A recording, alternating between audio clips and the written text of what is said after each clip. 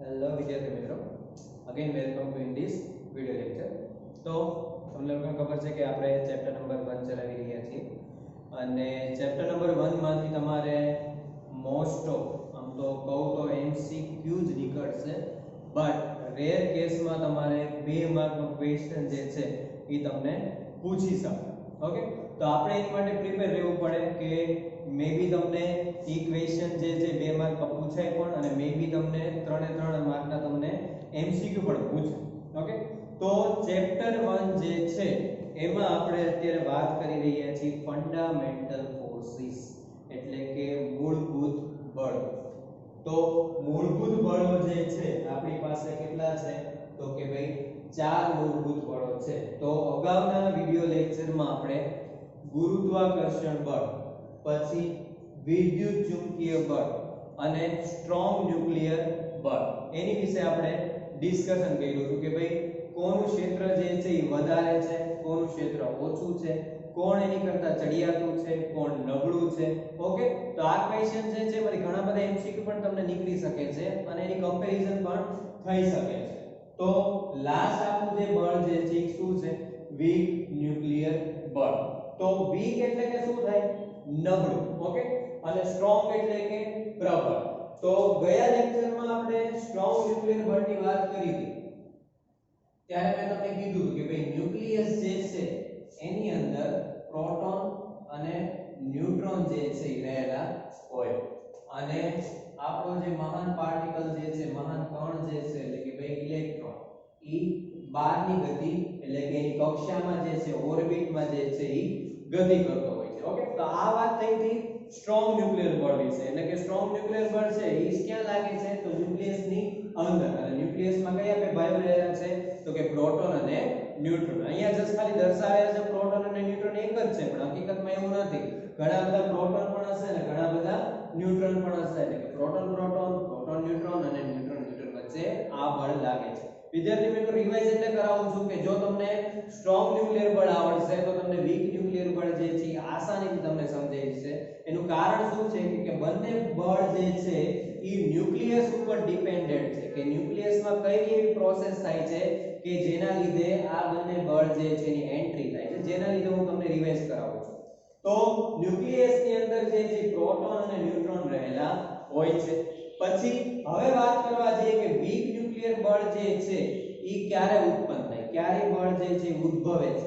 તો week nuclear બળ જે છે ઈ જ્યારે બીટા કણો જે છે એનો ઉદ્ભવ થાય ત્યારે વીક ન્યુક્લિયર બળ જે છે ઈ લાગુ પડશે. તો તમારા માઇન્ડમાં તરત ક્વેશ્ચન લાગશે કે ભાઈ આ નવી આઈટમ ક્યાંથી આવી ગઈ કે ભાઈ બીટા કણ. તો બીટા કણ જે છે ઈ શું છે? બીટા કણ તમને લોકોને કદાચ આઈડિયા હોય તો તમારે 10મામાં ન્યુક્લિયરનું ચેપ્ટર હતું એના જેમાં તમે ન્યુક્લિયર વિખંડન અને ન્યુક્લિયર સંલયન વિશે તમે ચર્ચા કરી હતી. ન્યુક્લિયર સંલયન કોને કહેવાય અને ન્યુક્લિયર વિખંડન કોને કહેવાય? તો ધ્યાન રાખો વિદ્યાર્થી મિત્રો, Z એટલે કે એટોમિક નંબર, પરમાણુ ક્રમાંક. Z greater than 83. આનો મતલબ એમ થાય કે 83 કરતા વધારે પરમાણુ ક્રમાંક ધરાવતા તત્વો એક અલગ જ જાતના પોતાની જાતે આપમેળે જે છે એ રેડિયો એક્ટિવિટી વિકિરણ જે છે એ એનું ઉત્પન્ન કરે છે. હવે આપણે કોઈ બી તમે એક મોટો એટમ લઈ લો, ધારો કે બોમ્બ ધડાકાની તમે વાત સાંભળી હશે, તેમાં તમને ખબર છે કે યુરેનિયમ માંથી બને. તો માની લઈએ કે આપણે એક યુરેનિયમ લીધો છે અને એનો પરમાણુ ક્રમાંક જે છે એ શું છે? 92. તો યુરેનિયમ જે છે એ આપમેળે રેડિયો એક્ટિવિટી જે છે વિકિરણ જે છે એનું ઉત્સર્જન કરે છે. તો ત્યારે આ બીટા કણ જે છે ઈ જ ટાઈપના બીટા કણ જે છે એનું ઉદ્ભવ થાય છે. બીટા કણ જે છે હકીકતમાં શું છે કે ભાઈ ઇલેક્ટ્રોન અને ન્યુટ્રિનો કણોના બનેલા હોય. કોના બનેલા હોય? ઇલેક્ટ્રોન અને ન્યુટ્રિનો. ઇલેક્ટ્રોન શું છે? તો કે એનો વિદ્યુતભાર કેવો છે? નેગેટિવ. અને ન્યુટ્રિનો શું છે? તો ન્યુટ્રિનો જે છે એનો વિદ્યુતભાર કેવો છે? તટસ્થ. તો હવે તમારે માઇન્ડમાં એ યાદ રાખવાનું કે જ્યારે બીટા કણની વાત આવે તો બીટા કણ like electron and neutrino. MCQ માં તમને એમ પૂછી શકે કે ભાઈ વીક ન્યુક્લિયર બળ માં જ્યારે બીટા કણ જે છે ઉત્પન્ન થાય છે ત્યારે કયા કણોની વાત થાય છે, કયા કણો ઉત્પન્ન થાય છે, તો ત્યારે જવાબ આવશે ઇલેક્ટ્રોન અને ન્યુટ્રિનો. તો ન્યુક્લિયસમાં જ્યારે બીટા કણ જ્યારે ઉત્પન્ન થાય ત્યારે વીક ન્યુક્લિયર બળ જે છે એ લાગુ પડે છે. ઓકે, આ વસ્તુ તમારે યાદ રાખવાની છે. અને બીટા કણ એટલે કે આપણો ઇલેક્ટ્રોન અને ન્યુટ્રિનો. પછી આ બળ જે છે એ કમ્પેર કરવા જઈએ કે ભાઈ કોના કરતા પ્રબળ છે ને કોના કરતા નબળું છે. કદાચ તમને એવું લાગે કે ભાઈ વીક ન્યુક્લિયર બળ છે એટલે ઓબવિયસ છે ચારે ચાર જે બળો છે એના કરતા ઈ નબળું બળ છે, પણ ના ના, હકીકતમાં એવું નથી. સૌથી નબળું બળ જે છે તો ઈ છે આપણું ગુરુત્વાકર્ષણ બળ. અને એની બીજા બે જે બળો જે છે કે વિદ્યુત ચુંબકીય બળ અને સ્ટ્રોંગ ન્યુક્લિયર બળ. તો વીક ન્યુક્લિયર બળ જે છે એ ગુરુત્વાકર્ષણ બળ કરતા પ્રબળ અને વિદ્યુત ચુંબકીય અને સ્ટ્રોંગ ન્યુક્લિયર બળ કરતા કેવું છે, નિર્બળ બળ છે. આ વસ્તુ તમે યાદ રાખજો. પછી આની અવધિ કેટલી છે વીક ન્યુક્લિયર બળ? તો વીક ન્યુક્લિયર બળની રેન્જ એટલે કે અવધિ છે 10⁻16 ઘાત મીટર. સ્ટ્રોંગ ન્યુક્લિયર બળ જે હતું એની અવધિ કેટલી હતી? તો 10⁻15 ઘાત મીટર. જ્યારે વીક ન્યુક્લિયર બળ જે છે એની અવધિ કેટલી છે? તો કે 10⁻16 ઘાત મીટર. તો આ જે ક્વેશ્ચન જે છે એમાં એમસીક્યુ જ નીકળી શકે, કેમ કે મેં ઓછામાં ઓછા તમારા લેવલ પ્રમાણે આપણા ચેપ્ટર 1 ના લેવલ પ્રમાણે જસ્ટ ખાલી 4 જ પોઈન્ટ છે વીક ન્યુક્લિયર બળમાં. ઓકે, એટલે વધારેનું ડિસ્કશન કરતા નથી, કેમ કે બીટા કણ જે છે તમારા 12th માં આખું એક ન્યુક્લિયસ નું ચેપ્ટર જ આવે છે. ઓકે, તો એની વિશે તમારે ઘણો બધો જે તમને ડાઉટફુલ છે કે વોટ ઇઝ બીટા, તો અત્યારે જસ્ટ ખાલી તમારા માઇન્ડમાં યાદ રાખવા માટે તમે એટલું યાદ રાખો કે બીટા કણ એટલે કે આપણા ઇલેક્ટ્રોન અને ન્યુટ્રિનો. આ જે કણ જે છે એની સાથે ઉત્પન્ન થાય છે. ઇલેક્ટ્રોનનો ચાર્જ કેવો છે? નેગેટિવ છે. અને ન્યુટ્રિનો જે છે એ કેવા છે? વિદ્યુતભારની દ્રષ્ટિએ તટસ્થ છે. ઓકે વિદ્યાર્થી મિત્રો, તો આ જે છે આપણા ફંડામેન્ટલ ફોર્સિસ ની વાત કે ભાઈ મૂળભૂત બળો જે છે ગુરુત્વાકર્ષણ, વિદ્યુત ચુંબકીય, સ્ટ્રોંગ ન્યુક્લિયર અને વીક ન્યુક્લિયર બળ. તો આ ચારે ચાર બળ જે છે એ શાયદ તમને પૂછાય તો 2 માર્કમાં એક્ઝામમાં પૂછે, પ્રોબેબિલિટી ઓછી, સંભાવના એની ઓછી, પણ એમાંથી એમસીક્યુ જે છે એ ઘણા ખરા તમને નીકળી શકે છે. તો એમસીક્યુ જે છે એમાં તમારે ખાસ ધ્યાન આપવાનું છે. બધાની અવધિ જે છે એ અલગ અલગ છે. કોની કોની વચ્ચે કયું બળ લાગે છે, બીજા જે કણો હોય એ કણોનું નામ શું છે, તો આ બધી વસ્તુ જે છે એ તમારે યાદ રાખવા જેવી છે. જેમ કે આપણે લાસ્ટ વાત કરી કે સ્ટ્રોંગ ન્યુક્લિયર બળ જે છે એમાં ક્વાર્ક્સ ની વાત કરી. તો ક્વાર્ક્સ જે છે કોને કહેવાય? તો કે પ્રોટોન અને ન્યુટ્રોન જે છે એને શું કહેવાય છે? ક્વાર્ક્સ કહેવાય છે. તો ત્યારે સ્ટ્રોંગ ન્યુક્લિયર બળમાં તમારે પ્રોટોન અને ન્યુટ્રોન ની વાત આવે છે. જ્યારે વીક ન્યુક્લિયર બળ જે છે એની અંદર કોની વાત આવે છે? ઇલેક્ટ્રોન અને ન્યુટ્રિનો ની વાત આવે છે. ઓકે, આ ચેપ્ટરમાં આ જે મૂળભૂત બળો પૂરો થાય છે પછી તમારે એક નાનો એવો ટોપિક છે ઊર્જા સંરક્ષણનો નિયમ. તો ઊર્જા સંરક્ષણનો નિયમ જે છે તમે નાના સ્ટાન્ડર્ડ રીતે ભણી આવો છો કે ઊર્જા સંરક્ષણનો નિયમ શું છે. તો ઊર્જા જે છે વોટ ઇઝ એનર્જી? એનર્જી કોને કહેવાય? તો કાર્ય કરવાની ક્ષમતાને શું કહેવામાં આવે છે? ઊર્જા. ખાસ યાદ રાખજો કે કાર્ય કરવાની ક્ષમતા એટલે કે ઊર્જા. ઊર્જા સંરક્ષણનો નિયમ શું કહે છે કે ભાઈ ઊર્જા જે છે એને તમે ઉત્પન્ન નથી કરી શકતા અથવા તો ઊર્જાનો નાશ નથી કરી શકતા. ઊર્જાનું શું થાય છે? એક સ્વરૂપમાંથી બીજા સ્વરૂપમાં રૂપાંતર થાય છે. તમે લોકોને 9મા માં તમારે ગતિ ઊર્જા અને સ્થિતિ ઊર્જાનો આખો કોન્સેપ્ટ આવતો હતો કે ભાઈ ડસ્ટર જે છે અથવા તો માર્કર અત્યારે મેં પકડી છે એ અત્યારે કઈ સ્થિતિમાં છે? તો સ્થિતિ ઊર્જાની સ્થિતિમાં છે. હવે જેને હું એને છોડી એટલે એમાં કઈ ઊર્જા આવશે? ગતિ ઊર્જા આવશે. તો આ પોઈન્ટ ઉપર સ્થિતિ ઊર્જા મેક્સિમમ હતી ત્યારે ગતિ ઊર્જા 0 હતી. પણ જેવું માર્કરને છોડીશ તો સ્થિતિ ઊર્જા શું થઈ જશે? ઘટતી જશે અને શેમાં રૂપાંતરિત થશે?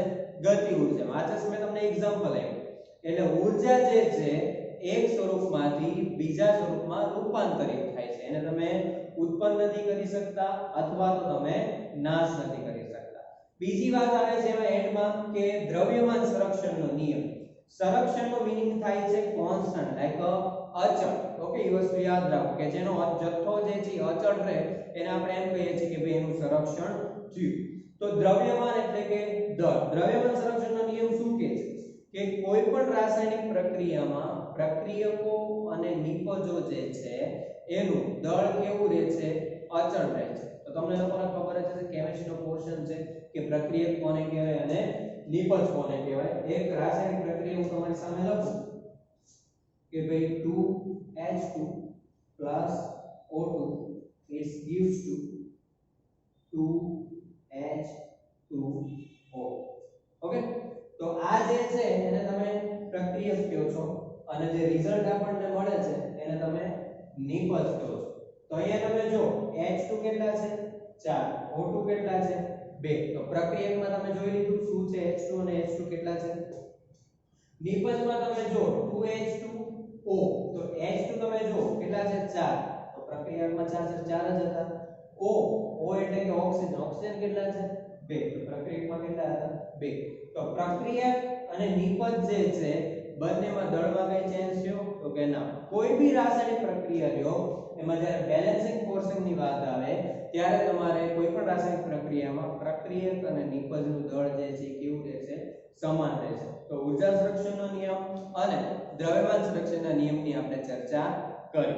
ઓકે, પછી આઇન્સ્ટાઈનનું ઇક્વેશન આવે છે. આઇન્સ્ટાઈનનું ઇક્વેશન મે બી તમને પૂછી શકે કે ભાઈ આઇન્સ્ટાઈનનું ઇક્વેશન લખો. આઇન્સ્ટાઈનનું ઇક્વેશન શું છે? ડેલ્ટા E બરાબર mc². What is delta E? તો ડેલ્ટા E એટલે કે તમારી ઊર્જા. જે ઊર્જા જે છે તમે ન્યુક્લિયર પ્રક્રિયા કરો, જેમ મેં ઉદાહરણ આપ્યું તો આપણે ન્યુક્લિયર વિખંડન અને ન્યુક્લિયર સંલયન. વિખંડન કોને કહેવાય? કે એક મોટો પરમાણુ એની ઉપર જ્યારે તમે ન્યુટ્રોનનો મારો કરો, તમારો બોમ્બ ફોડો હોય તો બોમ્બ ફૂટે પછી એની અંદરથી ઘણા બધા એવા ડેન્જર જે છે એ વિકિરણ એની અંદરથી ઉત્પન્ન થાય છે. તો એક જાતની એની અંદરથી ઊર્જા ઉત્પન્ન થાય. તો યુરેનિયમમાંથી જ્યારે તમે ન્યુટ્રોનનો મારો કરો ત્યારે બોમ્બ, જ્યારે આપણો યુરેનિયમ જે છે શું થાય છે?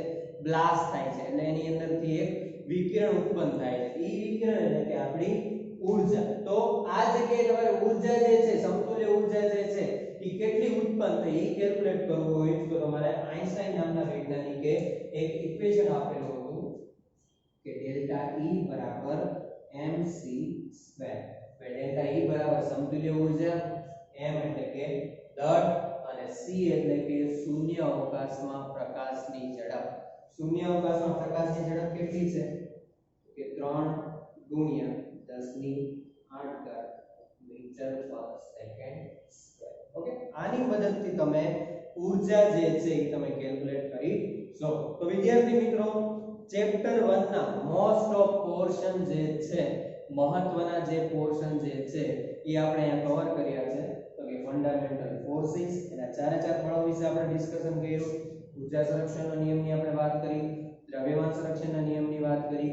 લાસ્ટમાં આપણે આઇન્સ્ટાઈનનું ઇક્વેશન જે છે, આઇન્સ્ટાઈનનું સમીકરણ છે એની પણ આપણે વાત કરી. તો ચેપ્ટર 1 માંથી તમારે MCQ જે છે એ નીકળવાના છે તમારી એક્ઝામમાં, તો તમારે એની પ્રિપરેશન કરવાની છે. ઓકે.